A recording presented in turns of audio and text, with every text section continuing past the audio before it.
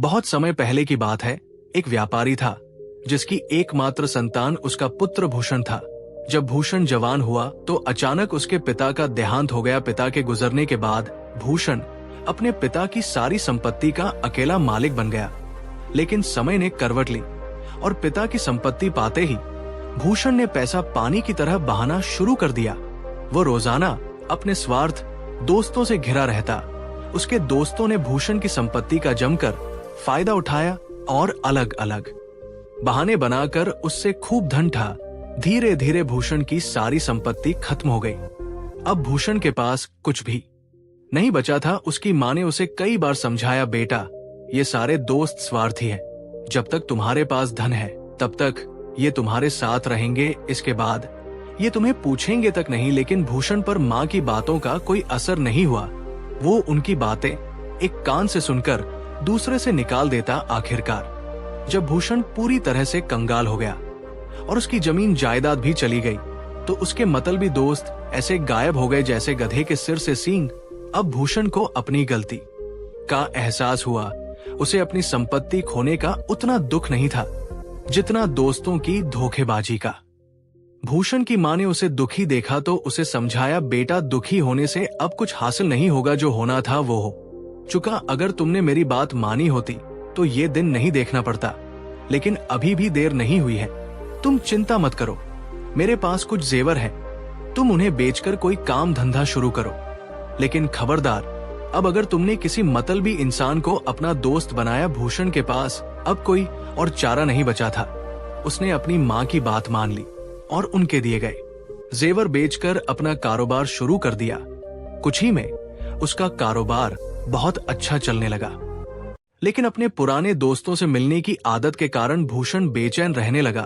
उसने अपनी माँ से कहा, माँ मैं अपने दोस्तों के बिना नहीं रह सकता। माँ ने जवाब दिया, ठीक है बेटा, अगर तुम दोस्तों के बिना नहीं रह सकते तो मेरी एक बात मान लो, रोज एक नए दोस्त के साथ समय बिताया करो। किसी भी दोस्त को एक बार खाने पर बुलाने के बाद फिर से उसके साथ कोई संबंध मत रखना।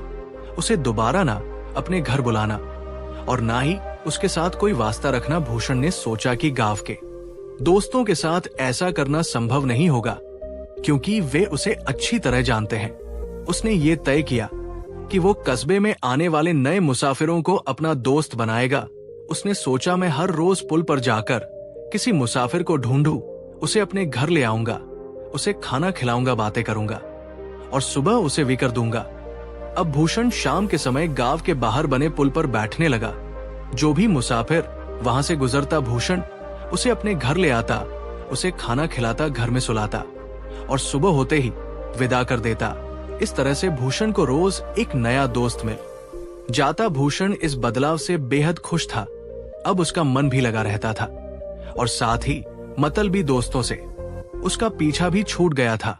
एक दिन भूषण रोज की तरह पुल पर बैठा हुआ किसी नए मुसाफिर का इंतजार कर रहा था। तभी वहां राज्य का राजा तेली के सौदागर का भेष बनाकर अपने एक नौकर के साथ पहुंचा। भूषण ने उन्हें देखा और उन्हें सलाम किया। फिर बड़े आदर से उन्हें अपने घर पर खाने और रात बिताने का निमंत्रण दिया। राजा ने भूषण की विनम्रता से प्रभावित होकर उसका निमंत्रण स्वीकार कर लिया और भूषण के साथ उसके घर चला गया। जब राजा ने सुना कि भूषण हर रोज एक नए मुसाफिर को अपने घर लाकर खाना खिलाता है और सुबह विदा कर देता है तो उसे हैरानी हुई। राजा को लगा कि इसके पीछे जरूर कोई खास वजह होगी। भूषण, राजा का नौकर और उसकी माँ एक साथ बैठकर खाना खाने लगे। खाना खाते समय बातें शुरू हुई। बातों बातों में राजा ने भूषण से इस आदत की वजह पूछी। भूषण ने उसे अपनी पिछली जिंदगी के बारे में बताया।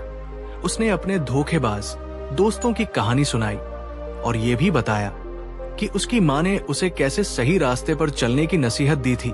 रात गहरा चुकी थी और राजा ने भूषण से कहा, अब हमें आराम करना चाहिए। लेकिन भूषण, मेरी इच्छा है कि तुम्हारी इस दावत और मेहमान नवाजी के बदले में मैं तुम्हारे लिए कुछ करूं। भूषण विनम्रता से बोला, श्रीमान, भगवान ने मुझे सब कुछ दिया है, मुझे किसी चीज की कोई कमी नहीं है, बल्कि मैं तो आपका एहसानमंद हूँ कि आप मेरे घर आए और मेरी दावत को स्वीकार किया। राजा ने कहा, भूषण, मुझे यहाँ आकर और तुम्हारे साथ खाना खाकर बहुत आनंद आया। ये सच है कि तुम्हारे पास किसी चीज की कमी नहीं है, लेकिन अगर तुम्हारे मन में कोई ख्वाहिश हो तो मुझे जरूर बताओ, मैं तुम्हारे लिए कुछ करना चाहता हूँ। भूषण ने कहा, मित्र, वैसे तो मुझे किसी भी चीज की कोई परेशानी नहीं है, लेकिन मेरी एक दिली इच्छा है जिसके बारे में आप शायद कुछ नहीं कर सकते। सौदागर बने राजा ने उत्सुकता से पूछा, भूषण तुम मुझे बताओ तो सही, आखिर ऐसी क्या बात है। भूषण ने कहा, हमारे गांव का मुखिया और उसके साथ ही बड़े ही दुष्ट लोग हैं। उन्होंने पूरे गांव को परेशान करके रखा है। उनकी वजह से कोई चैन से नहीं रह पाता, लेकिन कोई भी उनका कुछ नहीं बिगाड़ सकता।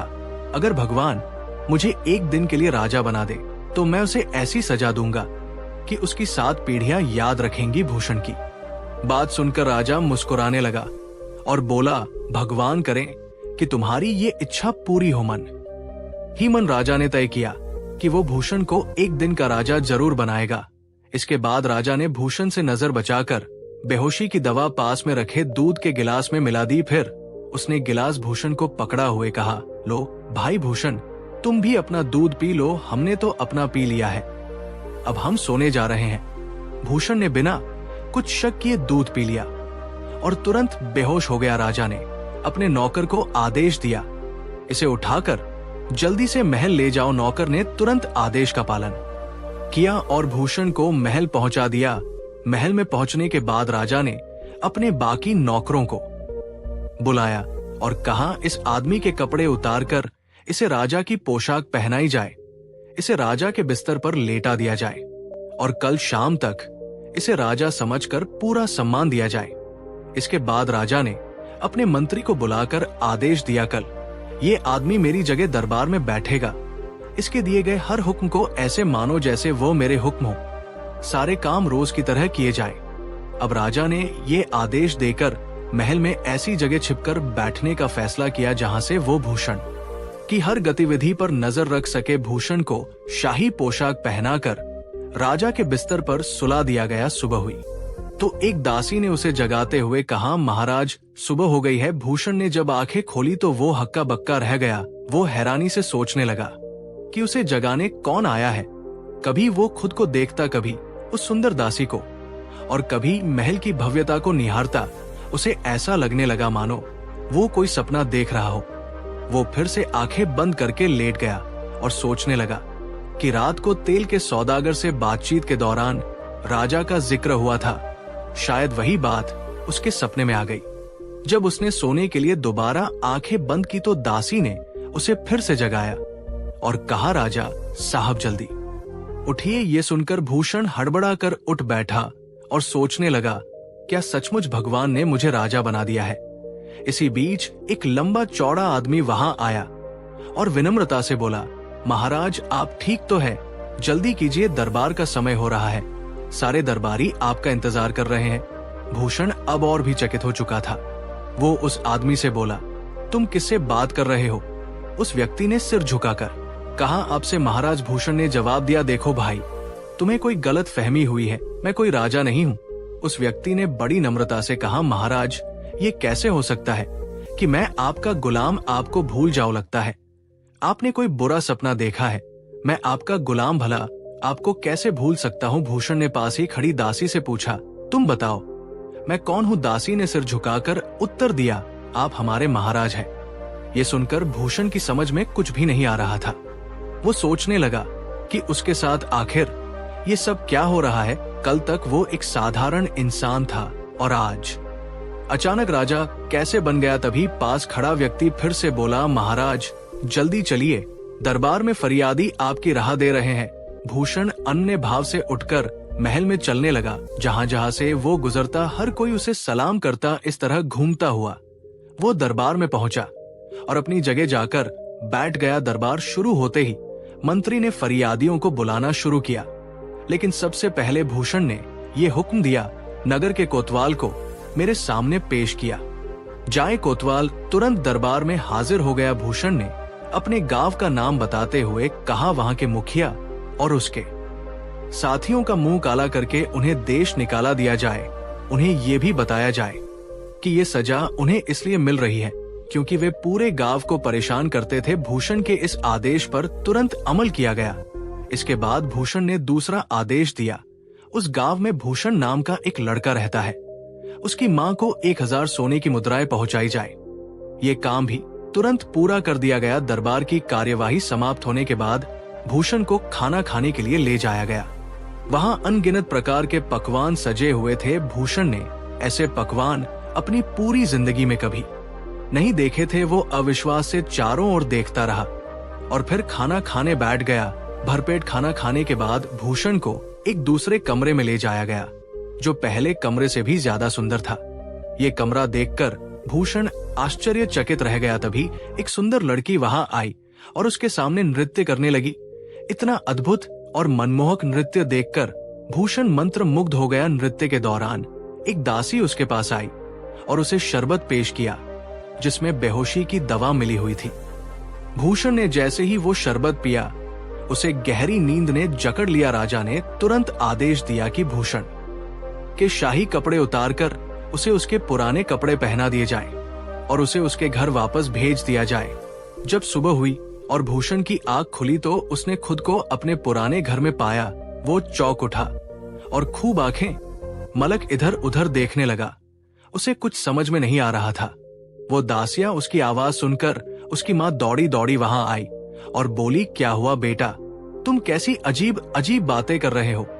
भूषण ने अपनी मां को देखा और कहा, तुम मुझे बेटा क्यों कह रही हो? उसकी मां ने हैरानी से कहा, अरे तू अपनी मां को नहीं पहचानता? मैं तेरी मां हूं। भूषण गुस्से में बोला, खबरदार, इज्जत से बात करो, मैं इस राज्य का राजा हूं। ये सुनकर उसकी मां घबरा गई। वो सोचने लगी कि शायद उसका बेटा पागल हो गया है, जो ऐसी बहकी बहकी बातें कर रहा है। उसने भूषण को समझाने की कोशिश की और कहा, बेटा होश में आओ, ऐसा ना हो कि कोई तुम्हारी बात सुन ले और हमारी मुसीबत खड़ी हो जाए। आखिरकार भूषण को थोड़ा होश आया। उसने उलझन भरे स्वर में पूछा, मां, क्या मैं सच में भूषण हूं? उसकी मां ने उसके सिर पर हाथ फेरते हुए कहा, बेटा तू मेरा बेटा भूषण है और ये तेरा ही घर है। भूषण ने चिंतित होकर अपनी मां से कहा, मगर मां, मेरी समझ में नहीं आ रहा कि मेरे साथ क्या हो रहा है। उसकी मां ने उसे समझाते हुए कहा, बेटा भला तू यहाँ का राजा कैसे हो सकता है? राजा तो वो है और भगवान उसे लंबी उम्र दे, जिसके आदेश से हमारे गांव के मुखिया को देश निकाला दिया गया और उसी आदेश पर मुझे 1000 स्वर्ण मुद्राएं भी मिली। ये सुनकर भूषण का गुस्सा उफान पर आ गया। वो चीखते हुए बोला, इसका मतलब मैं ही राजा हूं। मैंने ही कोतवाल को आदेश दिया था कि वो हमारे गांव के मुखिया को देश निकाला दे और तुम्हें 1000 स्वर्ण मुद्राएं पहुंचाए। अपने बेटे की ये बातें सुनकर उसकी मां घबरा गई और रोते हुए कहने लगी है, भगवान, मेरा बेटा तो पागल हो गया है। उसकी मां के शोर मचाने पर पड़ोसी भी वहां इकट्ठा हो गए। धीरे धीरे ये खबर पूरे इलाके में फैल गई। लोगों ने भूषण को सचमुच पागल समझ लिया और उसे पागल खाने भेज दिया। पागल खाने में सिपाहियों ने उसकी काफी पिटाई की, लेकिन भूषण लगातार यही कहता रहा कि वो राजा है। पागल खाने में रह हुए उसे 15 दिन बीत गए। एक दिन उसकी मां उससे मिलने आई। अपने बेटे की हालत देखकर वो फूट फूट कर रोने लगी। वो बोली, बेटा, क्या तू अब भी यही समझता है कि तू राजा है? अपनी मां की बात सुनकर भूषण भी रोने लगा और कहा, मुझे माफ कर दो मां, मैं भूषण ही हूं। मुझसे गलती हो गई, मैं शायद पागल हो गया था। उसकी मां ने पागल खाने के मुख्य अधिकारी से प्रार्थना की, मैं अपने बेटे को घर ले जाना चाहती हूँ, कृपया मुझ पर दया करें। मुख्य अधिकारी ने मां की हालत देखकर भूषण को घर ले जाने की अनुमति दे दी। घर आने के बाद उसकी मां ने भूषण को अच्छे से खिलाया पिलाया। कुछ दिनों में भूषण की हालत सुधरने लगी। वो पहले की तरह अपने गांव में अपना मन लगाने लगा। उसने फिर से अपना पुराना कारोबार संभाल लिया। अब भूषण पहले की तरह उस पुल पर जाकर बैठने लगा। वो अजनबी मुसाफिरों को अपने घर लाता, उन्हें खाना खिलाता, रात रुकने की जगह देता और सुबह विदा कर देता। एक शाम फिर से उस रास्ते पर सौदागर के रूप में राजा भूषण से मिला, लेकिन इस बार भूषण ने राजा को देखते ही अपना मुंह फेर लिया। राजा ने तुरंत समझ लिया कि भूषण उससे नाराज है। तभी राजा ने कहा, भूषण, पुरानी बातों को भूल जाओ। मैं आज रात भी तुम्हारे घर पर ही बिताना चाहता हूँ। भूषण पहले तो इस बात के लिए राजी नहीं हुआ, पर राजा के बार बार कहने पर वो उसे अपने घर ले जाने के लिए तैयार हो गया। घर पहुंचकर भूषण ने राजा को अपनी बीती हुई घटनाओं के बारे में बताया और कहा, अगर तुम्हें विश्वास नहीं होता तो ये देखो, मेरे शरीर पर पागल खाने में हुई पिटाई के अभी भी निशान हैं। ये देखकर राजा को भूषण पर दया आ गई और वो खिलखिलाकर हंसने लगा। राजा ने अपनी सच्चाई बताते हुए कहा, भूषण, असल में मैं ही इस राज्य का राजा हूं। जब मैं पिछली बार वेश बदलकर राज्य में भ्रमण पर निकला था, तब मैं ही तुम्हारे घर आया था और मैंने तुम्हारे दूध में बेहोशी की दवा मिलाकर तुम्हें अपने महल में पहुंचा दिया था। इसके बाद राजा ने सारी कहानी भूषण को विस्तार से बताई और कहा, क्योंकि तुम एक दिन के राजा बनकर मुखिया को दंड देना चाहते थे, इसलिए मैंने तुम्हें एक दिन का राजा बनाया था। लेकिन सच तो यह है कि तुम एक बहुत ही सच्चे और ईमानदार इंसान हो और मैं तुम्हारे जैसे इंसान की कद्र करता हूं। इसलिए मैं चाहता हूं कि तुम मेरे महल में नौकरी कर लो। वहां तुम्हें किसी तरह की कोई कमी नहीं होगी। तुम्हें मेरे राज दरबार में जगह दी जाएगी। ये सुनकर भूषण के सारे दुख दूर हो गए और वो खुशी से उछल पड़ा। फिर उसने महाराज से हाथ जोड़कर कहा, महाराज, सच में आप बहुत अति दयालु हैं। मैं आज ही अपनी मां के साथ आपके महल में नौकरी करने को तैयार हूं। इसके बाद राजा भूषण को लेकर अपने महल में आ गया। उसे अपनी राज्यसभा का सदस्य बनाया और उसे रहने के लिए एक बड़ा मकान दिया। अब भूषण और उसकी मां के दिन बड़े सुख से बीतने लगे। तो दोस्तों, ऐसी ही मजेदार कहानियां देखने के लिए चैनल को सब्सक्राइब करें और कहानी अच्छी लगी हो तो लाइक और कमेंट में जरूर बताएं कि आप ये कहानी कहां से देख रहे हैं, कौन से राज्य से। तो मिलते हैं आपसे एक नई कहानी के माध्यम से। धन्यवाद।